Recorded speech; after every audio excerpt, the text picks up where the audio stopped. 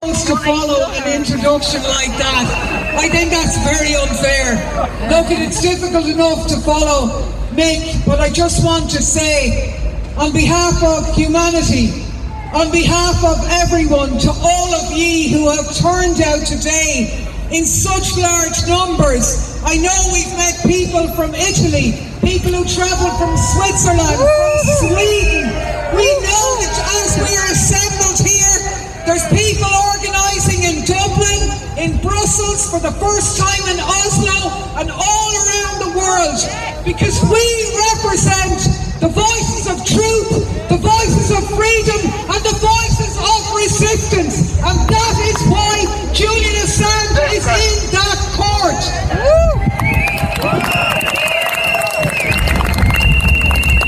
Now we know that what is at stake here is not the life of a man, although the life of a man is at stake, and that is incredibly important, and we never lose sight of it for a minute. But more than that, it is the defence of freedom of speech, of freedom of association, a stance against the criminalisation of journalism.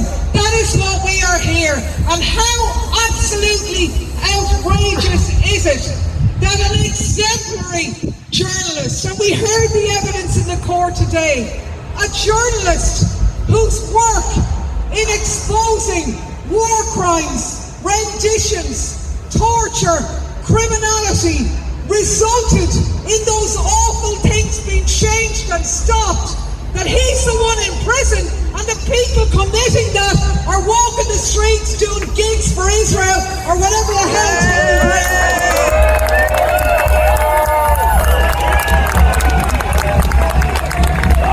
So the chilling effect is here. We know that.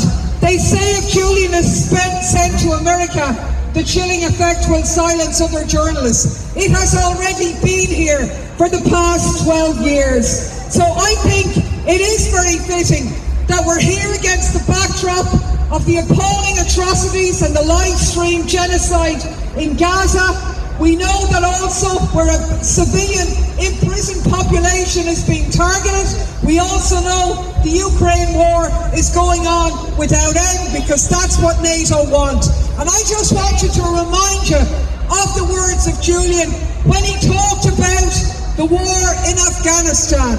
And he said that these wars are about flushing the money from the tax bases of the US and the EU through Afghanistan and back into the bank accounts of the military-industrial complex. Yep. It's not about winnable war, it's about endless war. How true he was.